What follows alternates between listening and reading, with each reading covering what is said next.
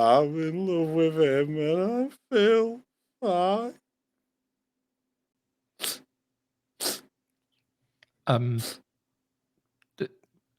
Jeb, are you all right? Yeah. No, I get what. Oh, I've been where you are, Jeb. Are you going to be all right, mate? You let it out. So. It's tricky stuff, isn't it? It's a sad day. Shall we do a podcast? That'll take your mind off it. Come on. Okay.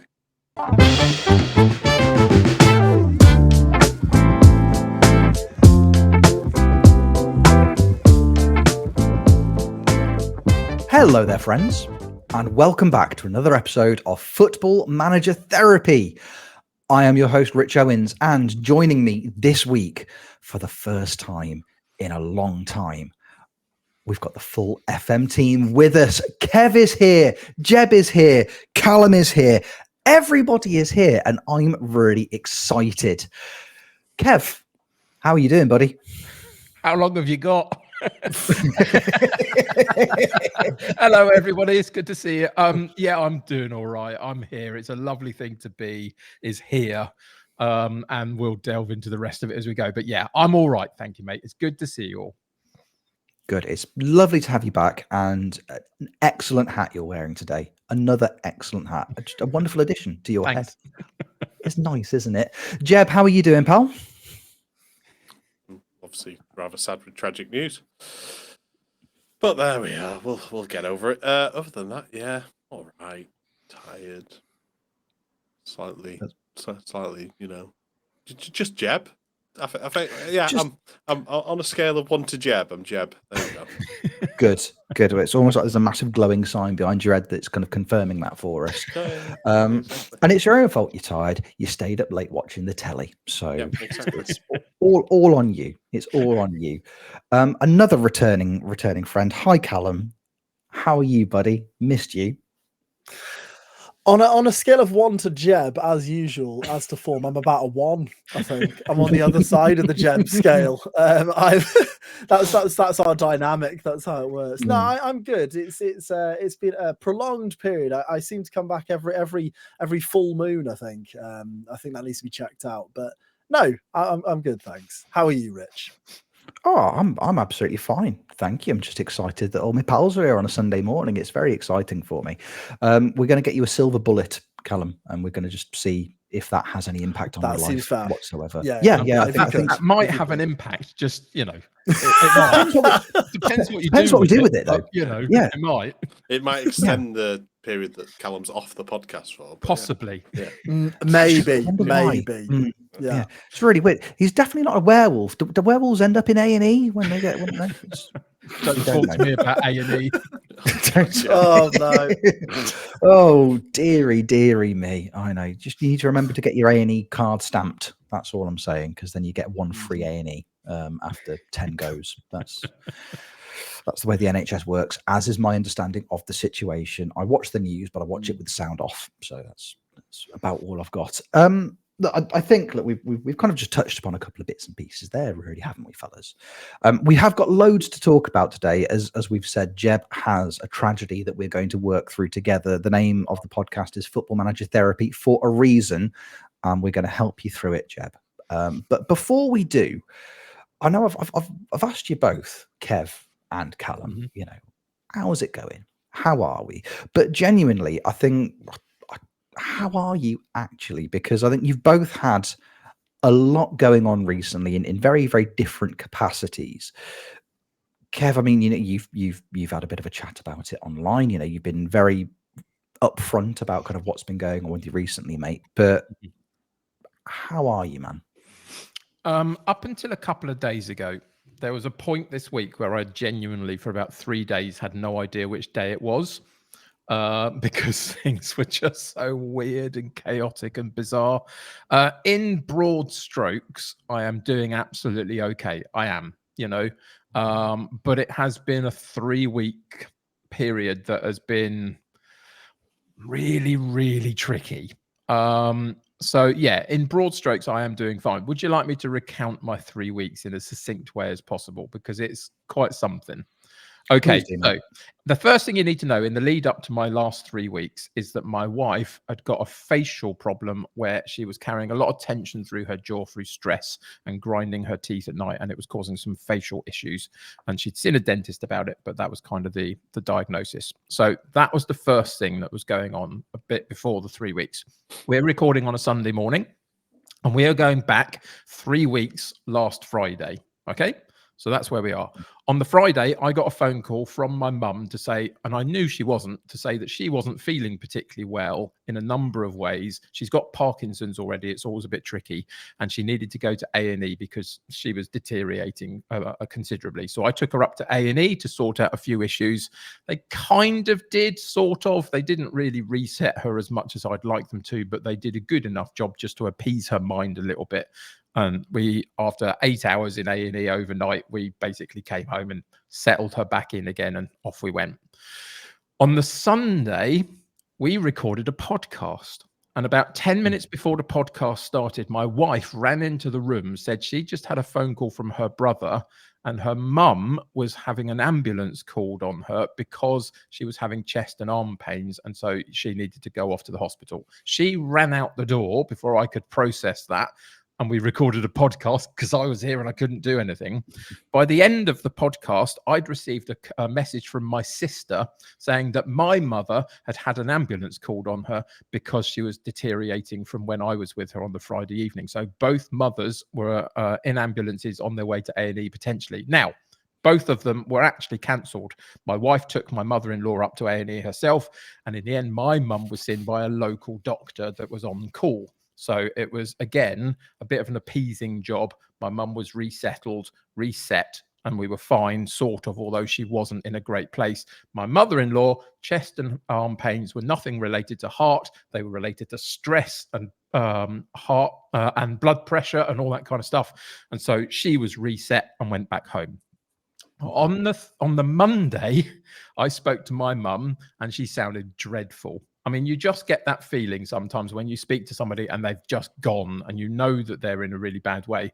My wife was at work. I asked her on the way through, go and check on my mum, see how she was doing. So she did that and immediately called an ambulance and told me she was being rushed to A&E because she'd gone really downhill over the last the last day or so. So I went and spent another night of in A&E with my mum sorting that out, and she was admitted to hospital with a procedure that she needed to go through to figure out some of her stuff. She then went through 2 procedures back to back because it re-emerged after having done the first one, and then eventually she came out middle of this last week. So she was in hospital for over 2 weeks and probably earlier than she needed to.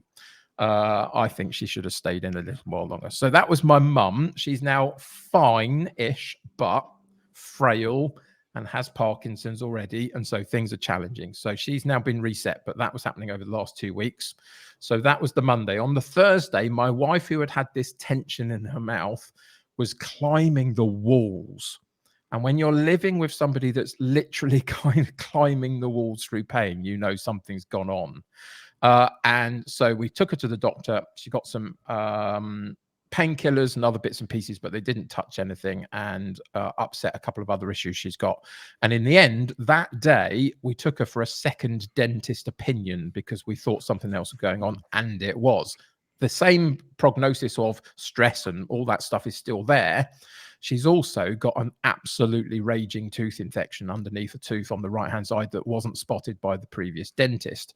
And it's now making her literally climb the walls. So she was given antibiotics for that and told to go and take them over the 7-day period. And hopefully it will settle down and then go and do some other things with this new dentist that will enable her to sort some of her facial issues out. So that was the Thursday. By the Friday evening, my younger brother took himself into A&E. He's got similar disability issues to me, and they were causing him a number of problems. But he was in and out and did what he needed to do and was reset and was fine. On the Sunday, having spent 4 days taking antibiotics, my wife was not getting any better. In fact, it was getting a lot worse. And on the Sunday evening, she was just so bad. So we got in the car and took her back down to A&E to see somebody about something, basically, to see what we could get done. We thought it was best if I drop her at the door of the A&E and then go and park the car so she could get signed in and all that kind of stuff. I did that, got back to A&E within 5 minutes, and my wife was nowhere to be seen because my wife had passed out in the middle of the waiting room at the A&E and had been taken out round back to one of their booths so she could be settled in a better place. So she was in a bad way. Ultimately, it turned into the antibiotics are working. We have scanned you and x-rayed and done everything we need to do, and they are working. You're just going to have to continue to take them. Yes, the next 48 hours are going to be tricky. Keep that next 48 hours in mind, are going to be tricky, but you're going to have to take the antibiotics and then probably have another set as well. So go do that and we'll see where we are.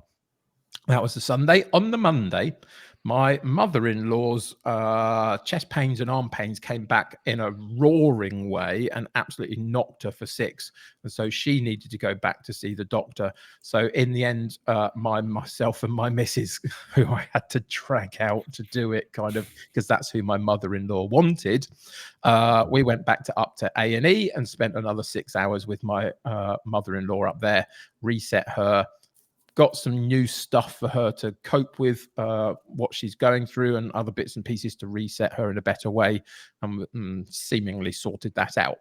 On the Tuesday, my brother-in-law rang my wife to say, I've just dropped the paper in to Dad, and he was on the floor upstairs having had a fall, and I'm having to call an ambulance. He looks in a bad way. We can't get him up off the floor, so an ambulance is coming. So I drove my wife back over to my parents-in-law, and the ambulance was already there by the time we got there, and he was carted off to A&E, went through a whole process, and by the end of the day had deteriorated really big time because he had had a stroke. On top of being 91 and having dementia, it wasn't a great place for him to be in that sense. Over the next few days, he continued to deteriorate at the same point that my mum was beginning to improve and potentially come out of hospital. By the weekend, we knew that he was on end of life care because he had deteriorated so much through the stroke and through the stuff that he'd already had. They were called in as a family on the Sunday evening of last week to go and spend the last moments with him. And the stubborn old what's it hang on till Tuesday, because that's what he would have done. He was such a lovely guy, but he did pass away on Tuesday of his stroke and the issues that were caused by that. And yeah, since then, of course, you then kind of change your trajectory a little bit, and there's lots to do, and there's lots of admin-y things, but also lots of processing and emotional stuff, and family members gathering for lots of different reasons. And that's the process that we're currently going through. We've got a couple of weeks before the funeral, and there is an awful lot to do.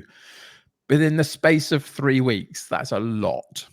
And so, to be honest with you, I genuinely meant it when I said earlier this week, there were 2 or 3 days I had no idea what day it was.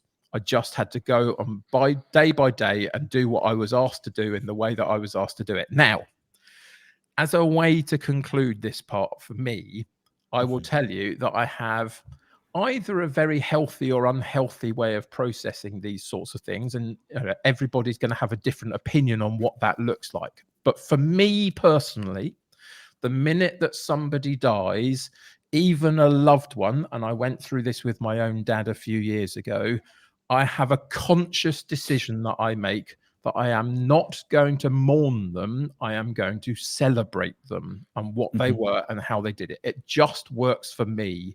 So there are no tears for me particularly. I have missed my dad for the last 6-7 years, whatever it's been. He was an amazing person and somebody I love dearly, but I didn't feel the need to mourn. I felt the need to celebrate, and I will do that for my father-in-law. He was lovely and he welcomed me into his family, and I'm forever grateful for that. But he was diminishing at the age of 91, and this is not a terrible thing in the sense of being able to free up my mother-in-law a little bit from the responsibility of caring for him and other things. So there are reasons why I am absolutely fine. Not necessarily say the same thing about some of the other family members around, and that is absolutely fine, but that is now my role. I support, and I enable them to be what they need to be, and we do the things that we need to do. So yeah, it's tricky, but mental health is tricky because there's lots of stuff that come up against you at all sorts of different places and times, and there's never a good moment for these things, and it always catches you by surprise, and it's, you know, all that kind of stuff. And it's meant that my streaming hasn't been there, which sounds like a little bit of a flippant, well, of course it hasn't, it's streaming, for goodness sake. Yes, but it's really important to who I am and what my mental health is and other things, and that's been a little bit of a miss as well, in amongst some times where it's right for me not to. But I'm looking forward to getting back to that, and, you know, getting back to my habit systems that keep my mental health on an even keel and all that kind of stuff. So it's been tough. I think there's going to be some tough days to come of processing and, you know, stuff for some people around me. But ultimately, I am doing all right. And I've had an awful lot of care sent my way over the last couple of weeks from people around the community in lots of different places. So I'm very appreciative of that. So yeah, that's me really. It's been weird. It's been really weird in a lot of ways. And I don't want to repeat it again anytime soon, but I'm doing all right. Good. So apart from all that, everything else is okay, though. I think so. I have no idea. Okay, good. Okay, good. Oh, Kev, I'm so sorry, mate. I'm so sorry. Like we've kind of been. You've as all of this has been happening, as I said earlier, you've been very kind of open about what's been happening. Mm-hmm. We've been kind of, you know, watching this happen from a distance, and you have such a positive, objective approach to it. It's quite incredible. I mean, we said this, say, just before we hit record, and when it was just the two of us having a quick catch up, I said if I was going through some kind of bereavement, I would want a Kev around me. You know, that's what I would need. And what an absolutely rotten run of weeks. Just for it to, any of those things happening individually would be awful. Mm-hmm. And to have them all happen so quickly is just the worst.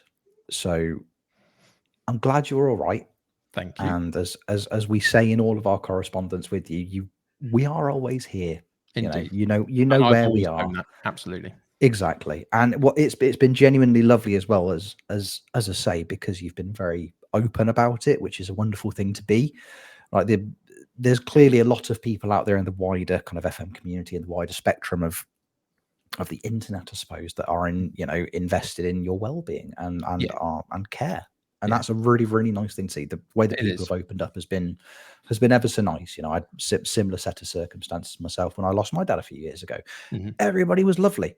And, you know, streaming was a really, really important part of my routine in the weeks after that, because it's just something that you can do that you enjoy, and it's, you know, you can use it as to take your mind off things, and, you know, there's supportive people out there that want to talk to you and just genuinely want to know how you're doing.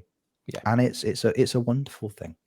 So I'm glad to hear that you're doing all right, mate. Yeah, and that's good. Good. I mean, I'm fine. Jeb's been all right. Callum, how are you, bud? I mean, you know, again, different circumstances, but, you know, not necessarily the easiest run of late. I'm just blown away by Kev, to be honest with you. I admire your attitude on it so much, man. I really do. Like, I think that other people in your situation will be on the floor, like, you know, for that amount of things to happen in such a short space of time. So you know why I'm not, don't you? The reason that I'm not is because I'd never blooming get back up again.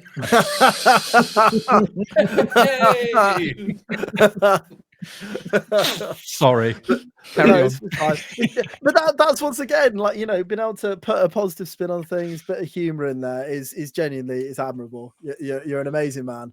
And it's really, really impressive. I don't really want to talk about the fact that I've had COVID and my baby's a little bit poorly now, to be honest. It doesn't really, it feels like a mountain and a molehill in comparison. But yeah, no, fatherhood's tough. I think people, everyone who's been through it, it's an illness that many men face during their life, fatherhood. It's something I've always wanted to do. I genuinely felt like I was put on this earth to be a dad, and now I am a dad. I realized that most of the stuff I thought before was wrong, and I am in way over my head. I don't know what I'm doing. I'm making mistakes daily. All I know is I love her to bits. She is the best thing that's ever happened to me. However, it's really hard. It's really hard. Like, you know, she's 3 months old now. She dominates everything as she should do, and I'm sure she will do for the rest of my life. And you know, that's something I'm adjusting to. But the first 2 months in particular were incredibly difficult for myself and my wife. Like, it was hard going. She had colic, which is something I haven't experienced before. But for people who don't know, it basically means they're in pain most of the time. And so that's really, really hard when you've got this small, adorable little baby who's basically screaming for most of the day. But the last month, I can hear her crying right now, which is good. The last month has been a lot more positive. Unfortunately, last week I got COVID, so fatherhood's quite hard on its own. When you're ill, looking after a 3-month-old is tough as well. Excuse my dog. Apologies. No problem. No problem. Always nice to hear a dog. But yeah, I don't know. As I say, I don't want to talk too much because I feel like I really haven't been through very much. No. Okay, I'm going to put a stop to that one because this is what I do. I have lived with a disability all my life, and everybody tells me, "Oh, my things are never as bad as your things," and the blah blah. It's complete and utter bunkum. It really is, because everybody has things to process and deal with, and you don't have the same things as I am to balance what is good and bad for you. This is your circumstance. This is your truth. This is the way it is, and you have to be able to express that. Absolutely, I've got no issue with that whatsoever. I would not want COVID. I've never had it. Don't want it. I'm not sure I could cope with a colic-ridden child either. So you go for it, my friend. I mean, I must admit, something as I've got older, I think I've been really ignorant, like growing up, and I think it's only sort of in the last few years where coming to terms with the fact that everyone's got something going on. Like when you always feel, oh well, this is happening and this is happening to me. But we've got to understand is every single person in the world, if you speak to them, they've probably got something to complain about or something. Even if it's something small. And I think learning that is really important because it's good to listen and it's good to talk as well. I think it's the double checking that's really important. So when you ask somebody if they're all right, ask them again.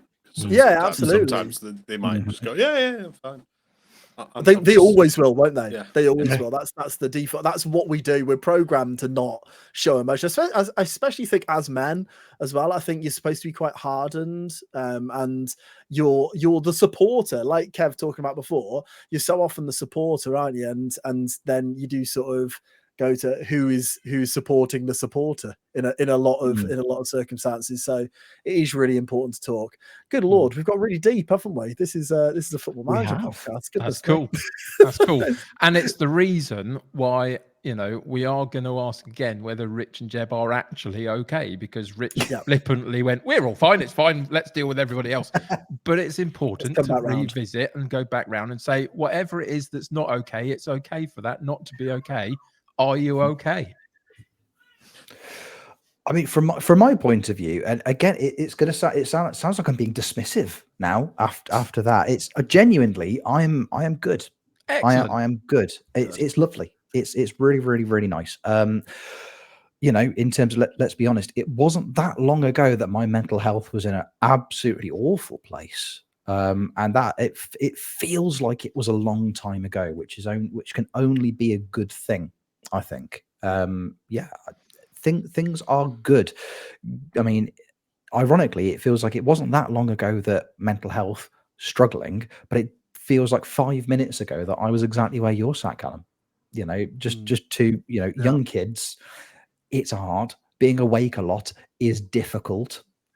Like there's so much. There's just so much, and it never ends in the nicest possible way. But it's different challenges, it's different things, and it's as they get older, the challenges remain, and it's again being objective about how you cope with it. I love it. What it is that you say when you say you felt like you were put on this earth to be a dad. It's such a wonderful way of looking at things. And, you know, you will need that positive attitude. My goodness, you will need that positive attitude. Facebook reminded my wife and I last week, about 6 years ago, when my son would have been, he was about 2, and he was potty training. And I don't know if you've ever tried to give medicine to a child. When you buy Calpol for kids, you get like a little syringe and you give them a syringe full of medicine. My potty training son got hold of a Calpol syringe and a potty that he'd just used. And I tell you what's fun to put in a syringe and spray around the house. Yeah. And not even just delicately as well. Like we walked in on him in a room with a syringe full, and then just like into the back of the syringe, all up a wall. And we're like, oh, what's that? Oh, buddy, no. And you're like, oh, do you remember when he just used to cry a little bit? You're like, oh, take us back. Take us back to the world's most disgusting super soaker. It's different challenges. It's different approaches to things. It's but no, I've been there, and you have my sympathy's not the right word, but I kind of shouldn't be the right word. I get it. I've been there, and I understand, and yeah, it's difficult, but you guys are going to be okay. It's a horrible thing to, it might not seem like it's the most instant thing, but it's going to, as you say yourself, objectively things are getting easier, and it will continue to do so.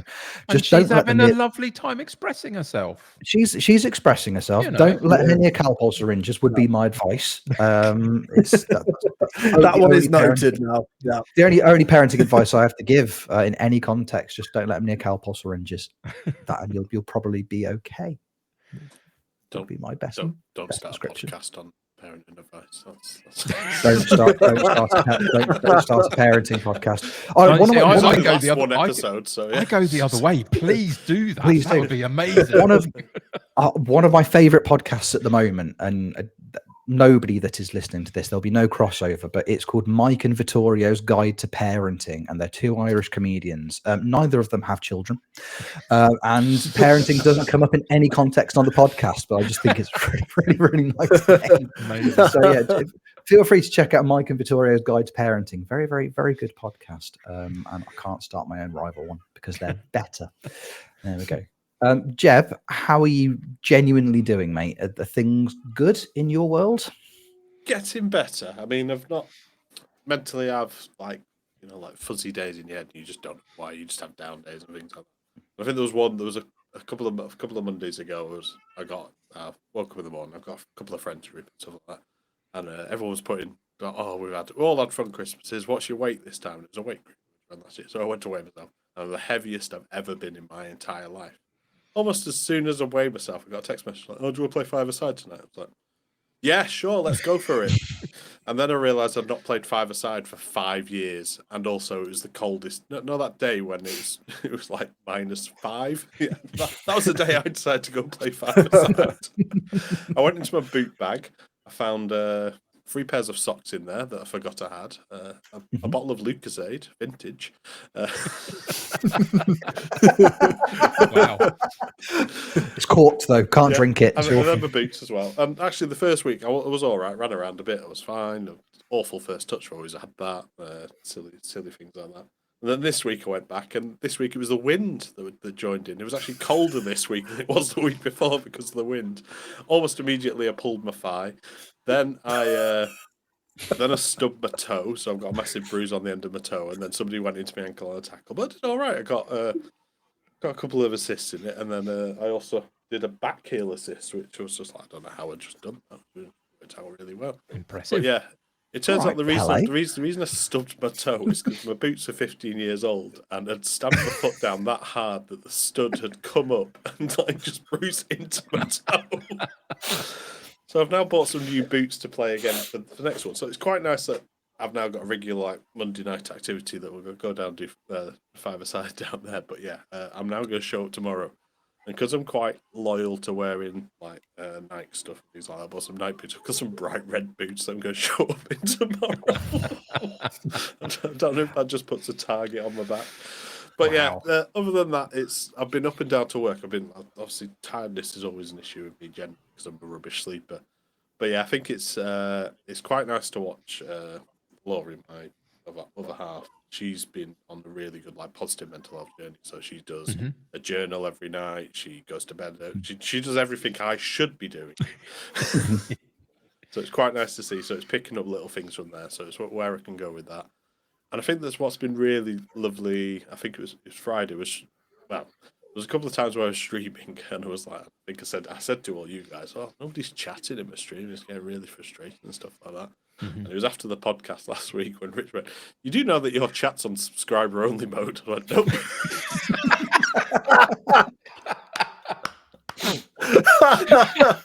So Rich was just coming into my stream, just making noises and then saying nothing. He just kept doing all the noise commands. And that was it. It's all I can do. It's amazing. I turn that off, and then people are just chatting away. I was like, "Oh, there you go. It's not that bad. People don't dislike me." So. That's amazing. Yeah, it made a hell of a difference. It would do, I would imagine. Yeah. I'm not sure. I don't know if I clicked it or if like one of my mods had clicked it. But yeah, it was just literally I'd sit there. I was like, "Cool, just a 3-hour stream," and somebody said like 4 words, and that's about it. I assumed you'd done it when you blocked me from your chat last network game. I assumed it was then. So I'm in a really awkward position at the moment where my phone has decided to add an old bank card that I had years and years and years ago, and decided it's the default bank card for all of my online transactions, which includes, unfortunately, all of my Twitch subs. So I've had to cancel all of my subs on Twitch and wait for them until it properly expire, which doesn't actually happen for another 3 or 4 days. I think there's another couple that I've got to wait until the beginning of February for before I can remove that payment option, add my actual card back on, and then I can start giving people that I like subs again. And I was like, I can't communicate with Jeb. It won't let me resub, so I could be like, "You've got sub only chat on." So I was like, I'll just go in there and I'll just make it go newt every few seconds, and I'll try and Morse code it. But it's I was like, "Oh, that was a nice moment. That was a pleasant moment." Can we just touch on the red boots, by the way? Because you've just because you've got one back heel assist, does that? Yeah, really that is outrageous. Well, that is bold. They were the cheapest boots on the Nike website, so that's what I went for. But they were red. Yeah, I will take a picture of them and post them, and then Have they got laces though? Yeah, they've got laces. I think. Okay. Actually, I've not even checked. Fine. I don't even check the fit, but I just turn up that's tomorrow and I never thought Jeb would have 20 flair. I mean, I'm sure 20 aggression maybe, but 20 flair. I never saw that coming. Tries tricks often. That's player I found trait. I've also got a little bit of Mickey Quinn about me, where I've got like 16 acceleration but 2 pace, so I can start off really fast. So is he running in slow motion? No. That's the speed he's going. Yeah. Look, we all know that the first 5 yards are in your head. That's all there is to it. That's where they're going to remain for me. I'm telling you. Absolutely. Look, Jan Moldy made a career as a professional footballer not running, and this is true. Speaks to me on a deeply personal level. I think that's wonderful. And then something that was quite nice on Friday was Laurie had gone to a friend. She had a sleepover. She's late 30s, early 40s. She's 40. She went for a sleepover at a friend's house because, cool. Nice. So I was left at home alone with the cats. Mimi she's 16 years old. She's got all sorts. She's deaf. She's partially blind. She has trouble eating because she's got no teeth and stuff like that. She sits on the couch all day. She'll sit on various things on the couch. You've probably seen all the various cushions and silly things that she has. On Friday, she decided, I am going around the house wherever I want. She can barely meow. She'll just go... She would just follow me around, just shouting at me all day, all night. I fed her some food, and she does this regularly. It's horrible. She's like 2 kilos or 2.5 kilos, and Cash is like nearly 5.5 kilos. So that's the size difference. But Mimi will put away 4 to 5 packets of food a day, like quite easily. But one of the problems that she eats that fast. I think it might just be a thing where the old house she had to get in and get all the food before anyone else stole it. she eats food that fast, she'll just throw it up and then just carry on eating it. Mhm. It's just like Repeated. so she did that, and I was like, "Oh no, Mimi!" And then she just turned around, she just left it, and then she's like, and then she's just like, "I'm going to bed now." Like instead of going on the couch, she's like, "I'm going up to your bed, and we're going to go sleep in that bed." Okay, fine. So yeah, that was like, it was really lovely. And then she was just following me around the house yesterday as well. I was like, it was nice. So it's a nice little development thing. Pets are That's really lovely. important. I think that's something as well. Like that serotonin blast when you just stroke a pet, give it a little ruffle. It's like, like I sent the picture of Cash to you guys this morning. He was just lying on the bed. It's like, I can't leave him like that. Yep. You're physically not allowed to. Yeah, exactly. You can't. He's showing the belly. He's got the little rabbit paws out. It's like, he's got to have that rub on the belly. So it's the rules of cat. It's just how it works. I've got a speed eating vomiter as well. It's just minging. Yeah, absolutely minging. It's it is one of my cats, by the way. Not one of the kids. My goodness, if eating slowly was a competitive sport, I'm entering. My son's bringing home the gold in the Olympics. Honestly, it's watching him eat gives me anxiety. Like, how do he perches like a little goblin on a chair? Like, he won't actually sit. He perches and then just very, very slowly eats. And like, what are you doing? Just eat normal. Eat like a regular human being, please. But no, one of our cats is gobbles it down, voms it up, then runs around shouting at you because he's hungry inexplicably. What are the chances? My favourite part is just Cash just staring at her do this. Just like, what the hell's just happened there? It's like, are you going to sort that out? I was like, I guess so. Yeah, we could do. No, you're doing it wrong. Stop doing cat wrong. Anyway, is there a game we can talk about? No, probably not. Probably not. I mean, we had a family game of Monopoly over Christmas. Oh, right, yeah, cool. Nice. That's it.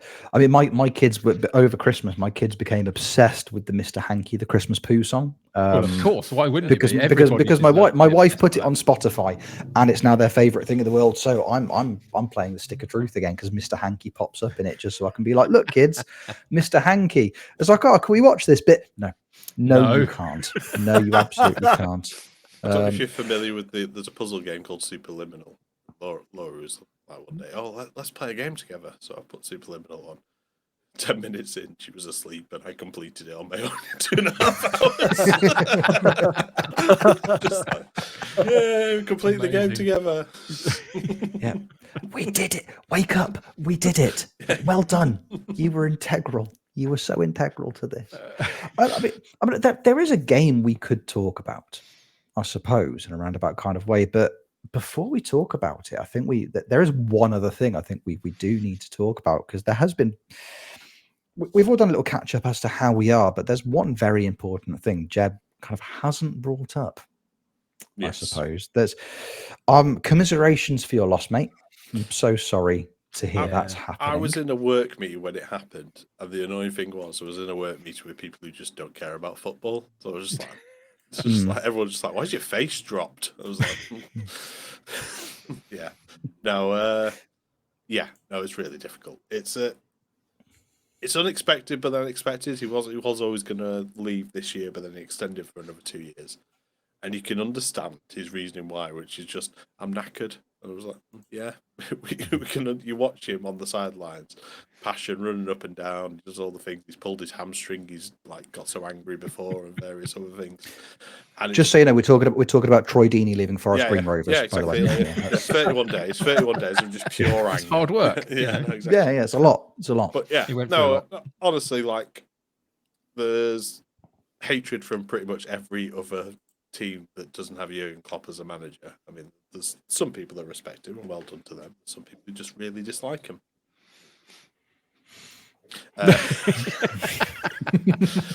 For the audio listeners, I'm looking at Callum. Right, but yeah, no, he's like I said, he's infectious. He's brought a city, a supporter like group together more than anything else, and I don't think like there's many negative words to say about him on my side of things. I mean, people say he moans and things like that, but he just wants to win. He wants to win things, and I think this season we could win 4 trophies, we could win none, but I don't think it'll matter either way. I think he'll still go down in those icon status with Shankly, Paisley, Dalglish, and things like that. I think he'll always have that place, and I think he's going to take that break. But then he's never taken a break he's never had a break from a job in 3 months. I've said that's like since he was playing as well. So I wouldn't be surprised if he pops up at a German club or even Germany itself after the Euros. He has said he's not going to come to the England, but he could just do a heel turn and go to Newcastle or something stupid. So you never know. Or Everton. You know? No, he's not that stupid. Right. It surprised me. Yeah. It really surprised me when that story broke. I mean, it's because was it 8 seasons he's been there now? It'll be 9 by the time he's finished. So this is 9 by the time he's finished. He's ever done. Yeah, it just didn't seem like it was on the horizon at all. I mean, you kind of become a little bit desensitized to it because, as we all know, if you play Football Manager, inevitably especially in previous FMs, there'd be that kind of like Guardiola Klopp job swap where like Guardiola suddenly ends up at Liverpool and Klopp ends up at City. You're like, oh, that's happened again. What are the chances? But inevitably, unless that happens, he kind of stays put. So you didn't really see him leaving as something that would happen.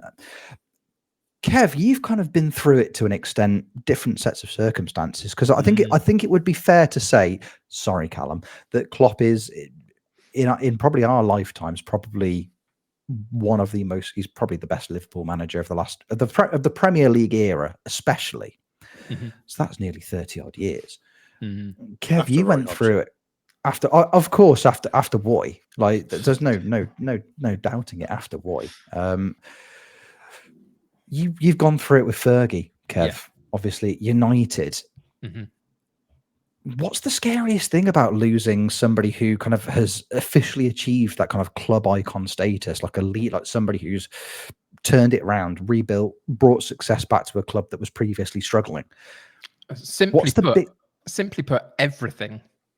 It's really weird. Okay, so the weirdest thing for me is that I am a 40-something-year-old bloke, and I would happily tell you that the person that has had the biggest impact on my life that I have never met is Fergie, because of the amount of joy he brought, but the amount of ups and downs there are within the football club over a 25-year period or whatever it was with him.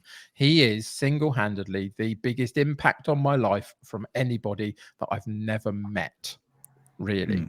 And it becomes a big deal. Now, the advantage that I feel that Liverpool have got over what United did at the time is that they're not losing their other chief person in their football club at the same time. We lost David Gill at exactly the same time as Fergie. And so both footballing side and business side just went completely to pot at exactly the same time. And it was very difficult.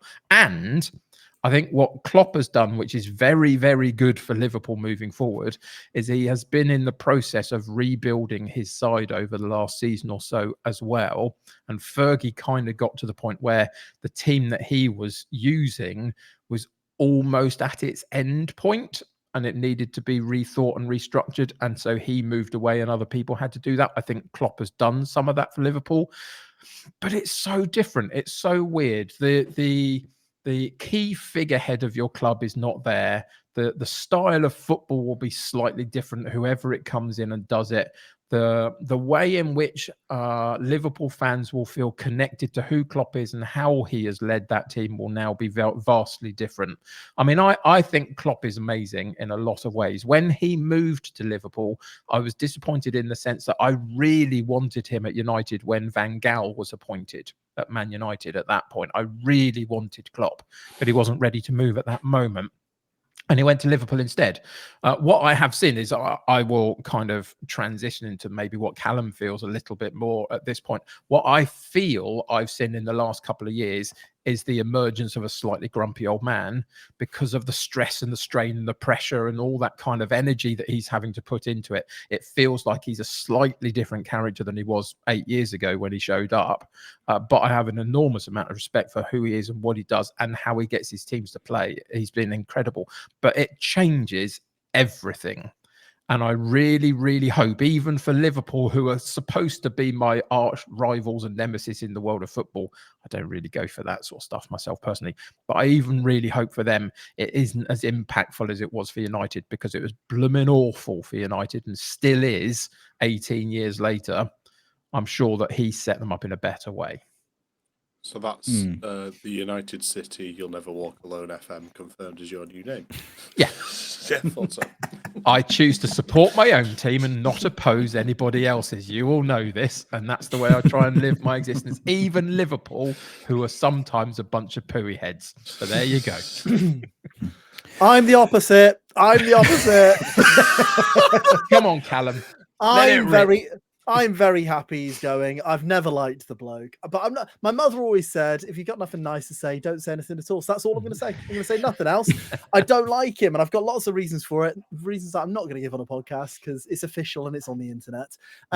However, the only way I can sort of identify with it as an Evertonian is David Moyes going, and I think we. As much as we haven't won anything in years, and it'll probably continue for the next 30 years of my life, which is great. I love supporting football teams. But David Moyes joined us at a time where we weren't very good at all, and he made us an established Premier League team, and it's never been the same since. And I do think there's an element of nowadays it doesn't happen. And I think I would be very surprised if whoever the successor of Klopp is stays at the club as long as Klopp has. And that is just the nature of football now. It's not the fact that Liverpool will change. It's just the way of the world. And managers come and go all the time. Ranieri got sacked a season after he won the Premier League with Leicester. Like, it's absolutely ridiculous. There's so many odd things about football managers. And if I'm honest with you, there's so many things I don't like about the Premier League because of that. I think the nature of lack of loyalty, but it's not just players not being loyal, it's the board not being loyal to them as well. You know, so often a manager will have a bad season and get sacked immediately. There's no sort of like, okay, you've had a bad year, but we believe in what you're doing, so we're going to keep you. It's much more often the other way. I mean, I suppose it sort of naturally sort of segues us on to talking about managers and if we're finally, after all this period of the podcast, going to talk about the game the podcast is about. Manager mode. I mean, something I touched upon before the podcast started was this title of being a legend at a club within Football Manager. If you're not aware with the game, you have these three sort of sections at a club. One is favoured personnel, which seems to change, come and go all the time. Like, you can get into that and then be kicked out of that, it would seem. Then there's icon, where once you're in, you're a club icon. And then the next stage on is legend. And I don't know. Still to this day, having played the game for years and years and years, I don't know what the criteria is. Winning things helps. Winning things definitely helps. But I know from the saves I like doing, sort of going up through the divisions, that finishing second or going up in a playoff doesn't. That doesn't impact. So if you go from the Vanarama, whatever, north or south, to the Premier League, but you never win a league, the chances are you're going to be favoured personnel by the time you get to Premier League, which is madness. And I'm intrigued to know your three experiences with that. Have you ever been a club legend at a club? Have you not been a club legend at a club? And why do you think that is? Rich, I'm gonna knock the proverbial baton over to you. Well, thank you for the proverbial baton. It's lovely. No problem.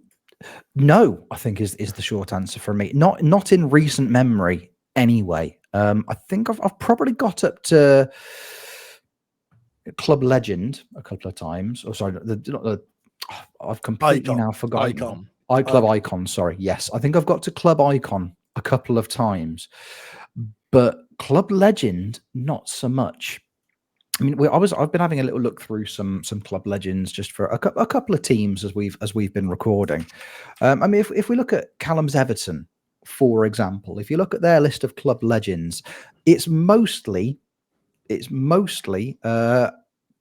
outfield players. It's the likes of Neville Southall, Dixie Dean, Big Duncan Ferguson. Sorry, like you said outfield players and then said Neville Southall. Like...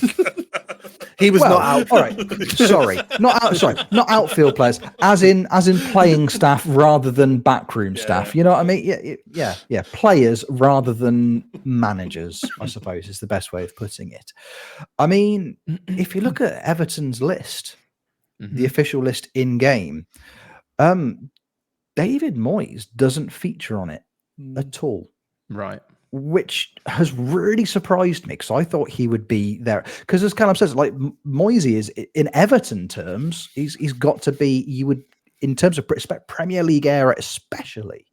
I think what he did at Everton was quite incredible, and I think it's really his is a really interesting name because if you look at what he did at Everton, and then ironically he then moves to United, where he's not remembered particularly fondly because he was almost the sacrificial lamb, wasn't he? You know, he's like he was the man that had to come in to replace God to most United fans' point of view. Yeah. But it's interesting that he doesn't even feature. But he never won anything, Rich. He didn't win anything, but his overall impact at what he did for you, he made you a significantly better team than you were when he first took over. I agree, and I love Moisey. I think he's without a doubt for me the best manager that we've had, just from my lifetime, if you like. There's been plenty before me that have obviously won European Cups and stuff, which would easily usurp him. But in like the Premier League era, I think Moisey is the best. However, I think I'm kind of happy about the fact that he's not in Club Legends on Football Manager, because if he had that stint on Football Manager, he would not be a club legend at Everton. If he was a new gen manager, he would not be regarded as a club legend. He might not even be regarded as an icon for what he did. He got them in Europe, Everton in Europe a few times. But to actually this is once again coming around to it. What do you have to do? What do you have to do to be a club legend? Time and trophies, I think, isn't it? Ultimately, I guess. Yeah, it's a bit of a guess. I know for myself, for example, that I haven't reached that status in a football club in FM for a very long time, especially since I've been a content creator, because I tend to do more journeying saves as a content creator than I used to do before. I mean, to be totally honest with you, probably the first 20 years of my Football Manager or Championship Manager existence was playing as Man United, just because. And you used to spend so long there and be able to achieve so much that I probably reached it at points along the way. But I definitely haven't since I've been a content creator, very much not. I may have reached an icon here and there, possibly, but I'm not even aware of that. But I'd be really surprised if it was anything much more than just time and trophies combined that get you to where you want to be ultimately. And that becomes the tricky aspect of it. I think there should be other criteria. I think, if you have started out with Slough in, what is it, like the 6th tier of English football or whatever, and you've got them to the Premier League, even if you finish second every year and not won a single trophy along the way, you should be a legend of the club. It should just be the way it is. I mean, I kind of feel like by this point I should be a legend at Fulham in the network save because I've got them into the Champions League for the last 2 seasons, but I don't think I probably am. So we'll see. But yeah, I guess it's that really. But I haven't achieved that for a long time, I don't think. I mean, I'll touch upon Slough because last year's save, it was the first time in a long time I did achieve it. I did become a club legend in game. However, I played countless seasons. I think it was about 15 seasons. But I was in the Championship, so I didn't get to the Premier League, which I think is really interesting. And that's why, once again, it causes that. I'm almost glad I did, because I think the length of time I was at the club and the progression that I saw being at that club, going from the Vanarama South to the Championship, is a massive achievement. Like, if any manager did that in real life, of course they would be a club legend. But I've done saves before where I've done similar, where I've not got to the Premier League and I'm not regarded as one. And I didn't actually win that many trophies in it. I came second in a lot of divisions or won playoffs in divisions. I think I won the FA Trophy once. I think I maybe won 1 or 2 divisions, but I didn't actually win that many trophies. So I would love, we've had Nick Madden on, but I'd love to have someone at SI actually be able to go, this is, or is it subjective? Is it different club to club? Because that would be awesome. Because that, and unrealistic, if each club had sort of different philosophies, that if you hit those philosophies, that would mean you sort of move up the ranks. I think they are there because again, I'm looking at, again, using Everton as a great example here. Big Shawnee Dyche is a club icon at Burnley. I thought you said win- Everton then. No, at Everton, yeah, already, they've already built a statue. So Sean Dyche is a club icon at Burnley, and in terms of his time there, he got them promoted, and he consistently kept them in the Premier League. Didn't win any trophies, apart from obviously the promotion via the Championship, but he has got club icon status at Burnley. I think by that metric, if he'd stayed at Burnley and kept them up for another 3 or 4 years, I think it's longevity has to be a factor. I think it has to be a factor. And in terms of expectations at Burnley, keeping them in the Premier League was always going to be the remit. I think anything more than that would have been cherry on top. But he consistently kept them in the Premier League and became a club icon. So I think the longevity is going to factor in. I mean, I'm looking at looking at Liverpool, for example. Jurgen Klopp, club legend, but he won a Premier League, he's won a Champions League, he's won trophies, which I think fairly establishes him. Liverpool are an odd one because Bob Paisley's there, King Kenny's there, Rafa Benitez is Liverpool favoured personnel. Like that's, and again, he did incredibly well. I think European trophy, like that for me would bump him up. But Divock Origi is a Liverpool club icon for having 3 good games in however many seasons. So I think there's cult impact, and it does seem to be taken into consideration in some capacity by Football Manager. I mean, kind of like, as I say, I've reached icon status. I don't think I've reached club legend status, as I said, in recent memory, but very much like Kev, I've especially the last few FMs, I've moved around from club to club to club. I know that, for example, in my current save, in What's the Story, I'm favoured personnel at FMTeam, and I got them promoted, and then I got them European Football Season 2, and I got the League the Manager of the Year, and they went, oh yeah, that'll do. He's favoured. Give it a year, I'll be gone. You can pretty much guarantee it, can't you? But I think it takes a lot. I mean, Jeb, have you ever reached the dizzying heights? I might have done in previous FMs, but even I've gone back, looked at Pescara.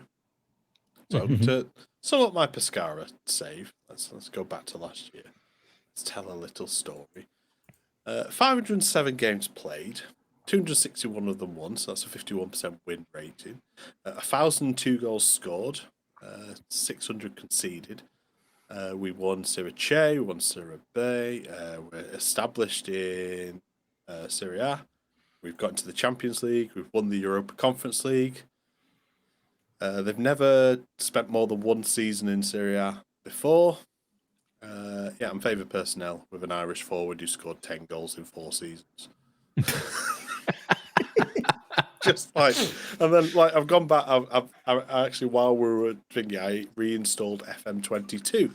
I thought I'd go look at Elfsborg. As you do. Yeah, because I've still got the Elfsborg save there. So I had a look at that, and Elfsborg won back-to-back Swedish titles. I'm not in any category for that. That's mad. And then Bournemouth, who were took from the Championship up to the Premier League, then got them into the Champions League, then got to the Champions League semi-final. Nope, not even in favoured personnel. Jason Tyndall is, though. Jason Tyndall's a club icon. Like that's just made me angry for the rest of the day, really, more than anything else. So yeah, it is a difficult one. Like the Pescara one is very surprising because that's 11 seasons I spent there, and I've got no further than favoured personnel. There's a couple of like wingers that have signed that are in icons, and I think there's one player in legends, but even then, it's just it's a very strange criteria, I think. Exactly. I think that's the problem, isn't it? I think it is the criteria. What is, because I think the criteria should be different for different teams. So, for example, if I took over Luton Town in this season's Premier League and I won the Premier League, I would make a strong argument that manager should be a club legend straight away. Like, because they've come in and they've won the Premier League with Luton. But if I took over at Man City and I won the Premier League, I would argue you possibly shouldn't even creep onto favoured personnel, because contextually it's different, isn't it? Like you've got to work against expectations and stuff like that. I think longevity has got to definitely play a part in it. I think that the Sean Dyche, he's got a pub outside Turf Moor named after him. Like, he is an icon at Burnley. I think he's definitely got a big part to play. What annoys me, and Jeb touched upon it there, about players that get in and you don't. And that really frustrates me because more often than not, a striker gets in because they've scored goals and everyone loves a goal. And so they suddenly become a club icon. You're like, hold on, I've been here 6 years longer than you. I signed you. I choose to play you every week. And yet you are the one getting all the accolades. And I'm not happy about this. And there's always some random ones that sort of squeeze in. I suppose I just want it to be realistic. And that's really difficult in a game.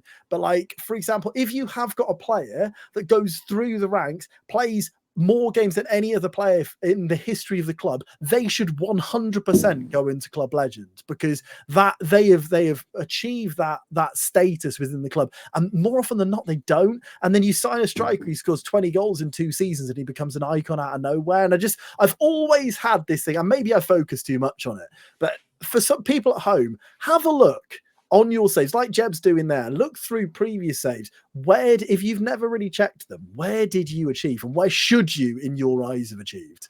I think there's 2 things going on here. I think there's an in-game thing and an IRL thing. So the IRL thing is vastly different, and that will have an impact in your game because this time next year, when we are in FM25, there will be somebody somewhere, and it might be, for example, let's look at Real Madrid this season IRL. Jude Bellingham is doing bits.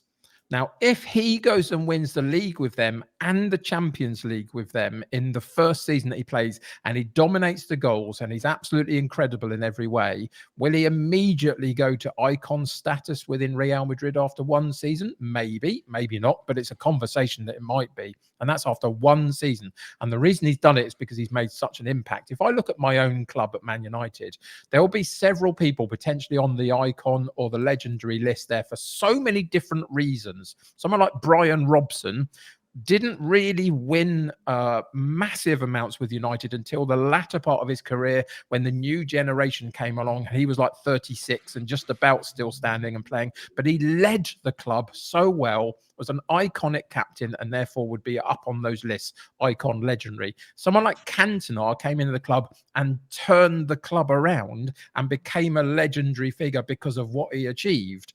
Someone like Bobby Charlton did it because of the Munich air disaster, and he was still at the club after that and took us forward from that point. There are loads of different ways you become a legend. I'm not sure that there are loads of different ways you become a legend in game. And I think that's where it's different. So Divock Origi would be one at Liverpool, maybe, who's a legend at their club because the fans just took to him and he gave them a moment or whatever it might be. Probably the most important occasions many times. Yeah. He scored lots against Everton. Sure. I came up this week, so I think Carragher was saying about Jota being the best finisher. And the Athletic did a whole article on like, what's the best finisher. Best conversion rate of any striker in the Premier League era for Liverpool. Divock Origi, 20%. So it's that way. And I'll make it easy for us to wrap up on this point. At what status do you get a personalised candle made of yourself? Is that icon? Is that legend? You know? I mean, if it's favoured personnel, there's going to be a lot of candles. It's going to have to be a new option. They're going to have to add in for FM25. Favoured personnel, club icon, club legend, religious figurehead. Yeah, exactly. It's got to be up there. That's quite.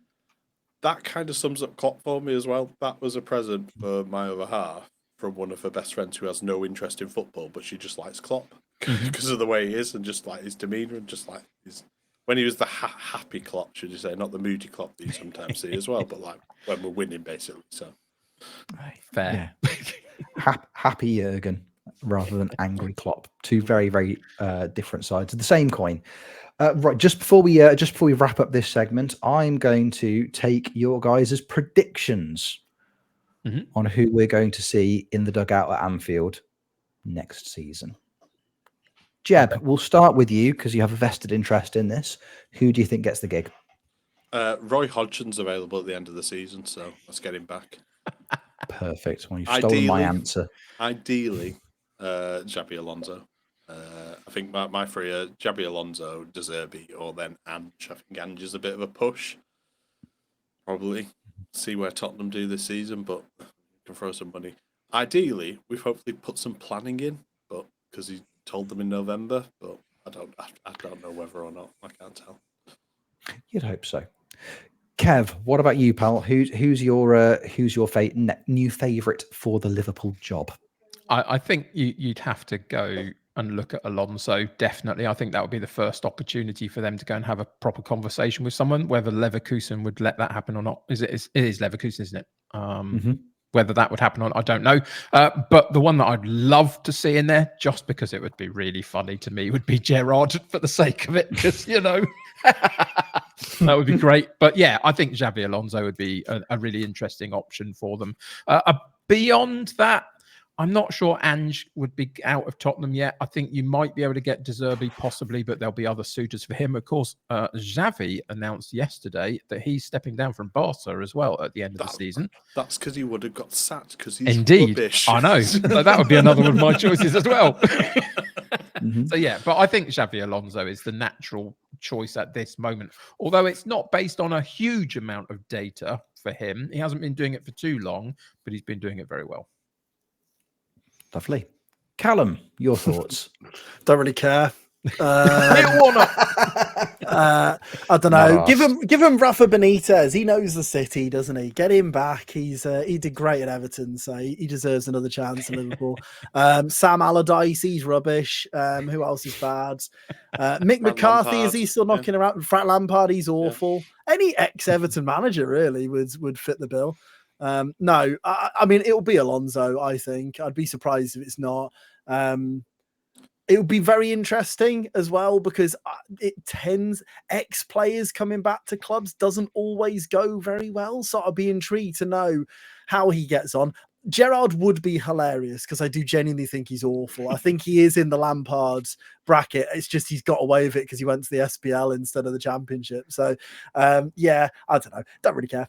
Rich, what do you reckon? I think Gerrard would be hilarious, but I don't think it's going to happen. I controversially don't want it to be Xavi Alonso.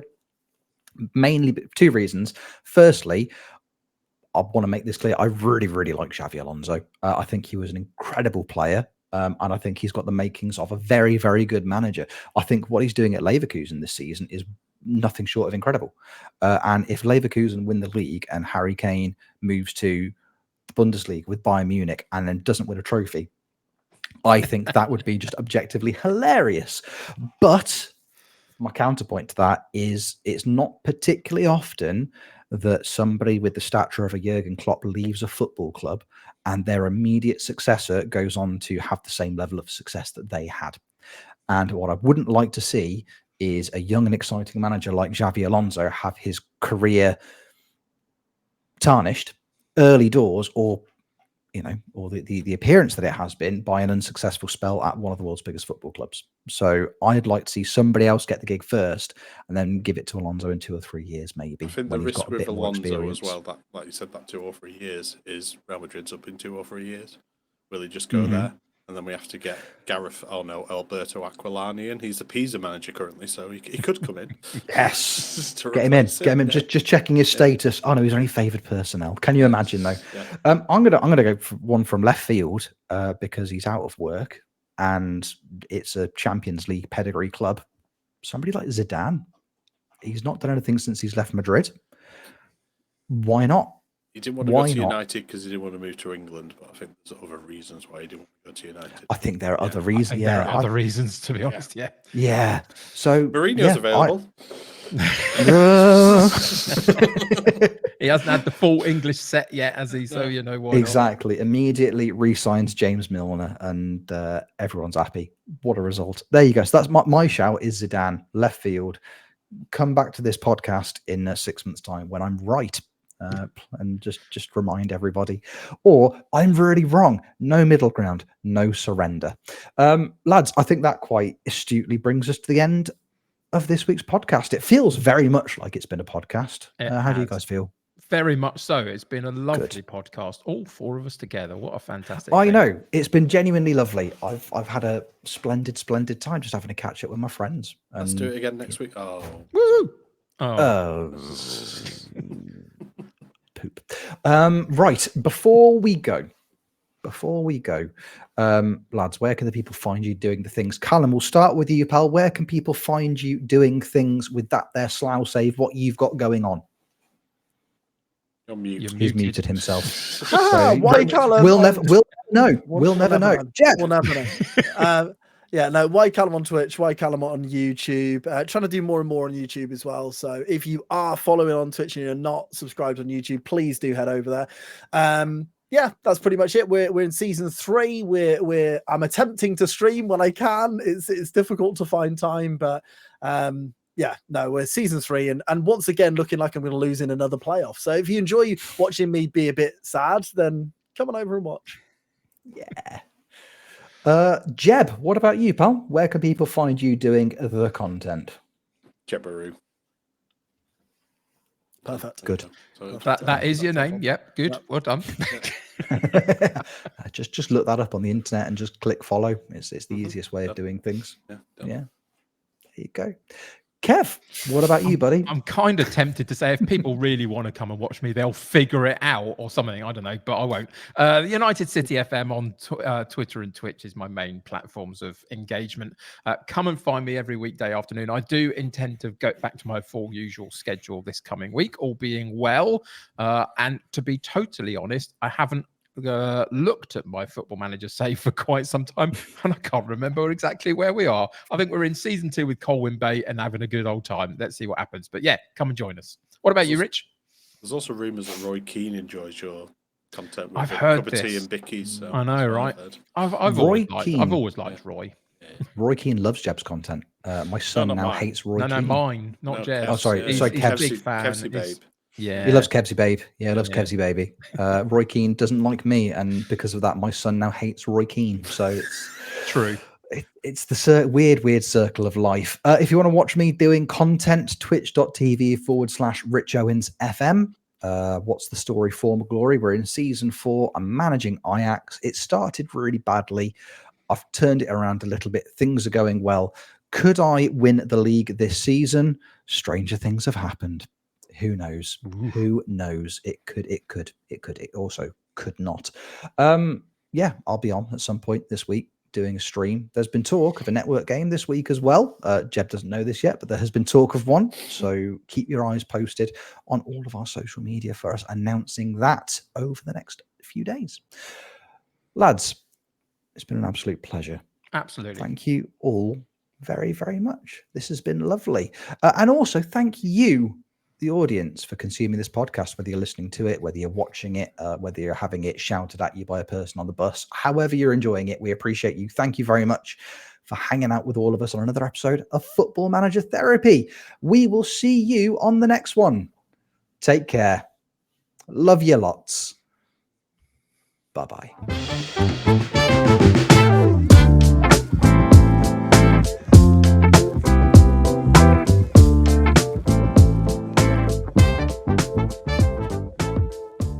I can't wave with my left hand.